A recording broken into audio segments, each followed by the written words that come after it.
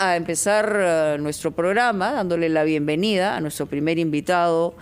Carlos es el congresista Eduardo Salguana, vocero de la bancada de APP, además integrante de una comisión importante como la Comisión de Constitución y ha sido ministro de Justicia, así que conoce perfectamente los tejes y manejes de la administración pública, que está además en el ojo de la tormenta el día de hoy. Congresista, ¿cómo está? Muy buenos días. Mónica, Carlos, muy buenos días, el gusto de saludarlos. Bueno, vimos ayer al líder de su partido político y los representantes, no todos, ¿no? Porque no estuvieron presentes el congresista Quiabra y la congresista Echaíz. ¿Cuál fue esa razón? ¿No fueron convocados todos o fue una decisión de cada uno de los congresistas de APP? Bueno, la invitación nos hicieron llegar de Palacio de Gobierno y como corresponde, yo transmití esa invitación a los dirigentes del partido y a los congresistas de la bancada parlamentaria, quienes algunos no estaban en la ciudad de Lima, estaban fuera porque la mayoría son de provincias, y en el caso del congresista Quiabra y la congresista, la doctora Echaíz, se excusaron de asistir por motivos personales y bueno, asistimos 8 congresistas acompañados por el jefe del partido, el ingeniero César Acuña. Claro, ahora, motivos personales, evidentemente hay una coincidencia porque ellos no votaron a favor de la confianza del gabinete Bellido, ¿no? O sea, en términos políticos esa también es una respuesta. Sí, por supuesto, esa es una respuesta válida y es más, en el WhatsApp que tenemos del grupo de parlamentarios expresaron su voluntad expresa de no asistir por los temas políticos que usted señala. Muy bien, bueno, yendo a la reunión, ya vamos al fondo del tema. ¿En qué términos se dio la reunión? Bueno, primero que nos recibió de manera personal el presidente Castillo y hemos conversado exclusivamente con su persona sin la participación de ningún otro funcionario, solo él y la bancada. Al inicio de la reunión, el ingeniero Acuña le planteó de manera directa y clara cuál era la posición de APP en torno a la situación política actual, incidiendo en el tema del cambio de ministros, de la recomposición del gabinete. Le dijo textualmente, ¿no?, que por dos personajes cuestionados, ampliamente observados por la opinión pública, por los antecedentes y por toda la información que se viene difundiendo, no vas a poner en riesgo la estabilidad política del país. Eso fue lo que le señaló y le dijo, toma decisiones y estoy seguro que eso va a contribuir a mejorar la gestión en tu gobierno. Y en ese Esa sentido, fue la expresión del ingeniero Acuña en torno al tema de los ministros. Y en ese sentido, congresista Salguana, ¿qué le respondió el presidente cuando se le solicitó este cambio de ministros? Primero repitió de que estaba en evaluación permanente, como ya lo había dicho públicamente en su mensaje hace algunos días, pero luego reconoció que efectivamente había una situación de crisis política y de que era una situación que le estaba generando, que reconocía que había inestabilidad en gran medida por esa decisión, ¿no? Lo cual me parece importante. Y también se habló del tema de género, ¿no? De que solo 2 damas, que él ya había hecho una situación de reconocer, de autocrítica en torno a ese tema, y que ahora, digamos, incorporaba este reconocimiento de una indecisión que lo afectaba en torno a los ministros en cuestión, porque se habló directamente del primer Bellido y del ministro de Trabajo. Perdón, Mónica, solamente una precisión. ¿No les precisó él que efectivamente iba a concretar estos cambios en el corto o mediano plazo? Mira, Carlos, buena pregunta. Al final de la entrevista nosotros se lo preguntamos al presidente, porque luego de ese reconocimiento, ¿no?, Hidalgo, de que había un error y en su indecisión y en no tomar una inmediata respuesta frente a las observaciones públicas, él señaló de que él deslizó, digamos, no lo dijo textualmente, interpretamos de sus palabras que había la decisión de una renovación del gabinete en el corto plazo, ¿no?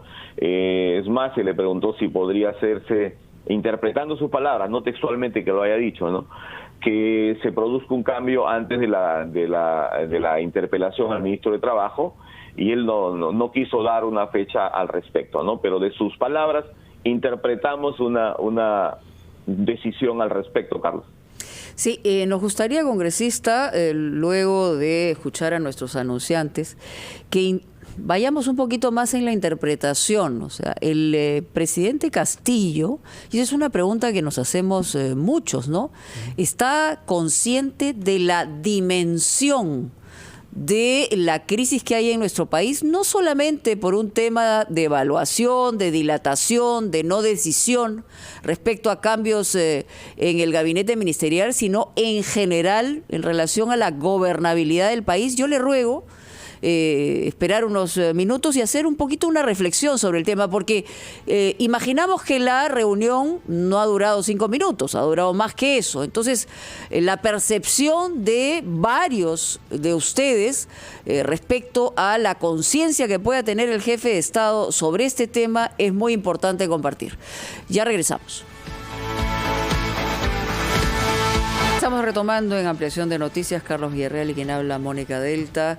La comunicación con el congresista de APP, Eduardo Salguana, que además es vocero de la bancada, y además ayer tuvieron y sostuvieron una reunión importante con el presidente Castillo a convocatoria de él. No estuvieron todos, pero la reflexión que le había señalado antes de escuchar a los anunciantes congresistas es esa, ¿no? O sea, es decir, ustedes pueden percibir que el presidente Castillo está realmente consciente de la dimensión de la crisis que hay en este momento de gobernabilidad.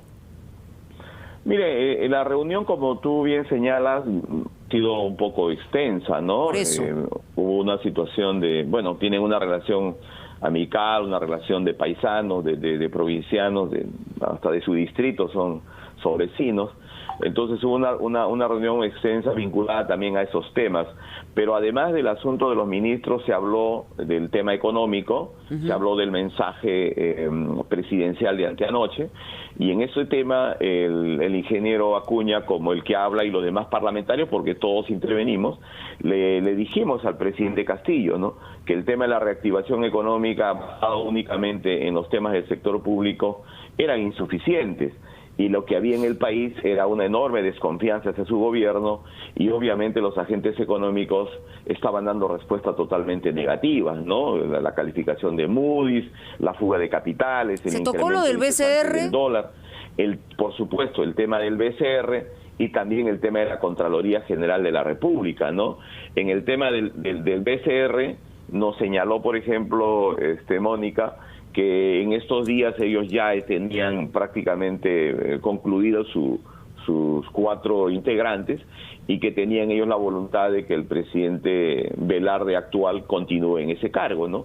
Se le hizo saber efectivamente que esa indecisión también lo estaba perjudicando, porque uno de los elementos centrales para generar confianza es precisamente la estabilidad macroeconómica, ¿no? Entonces él dijo que sí, que habían tenido algunos problemas para la designación de miembros del directorio, que habían propuesto algunos profesionales y estos como que no habían aceptado, ¿no? Y que por eso estaban...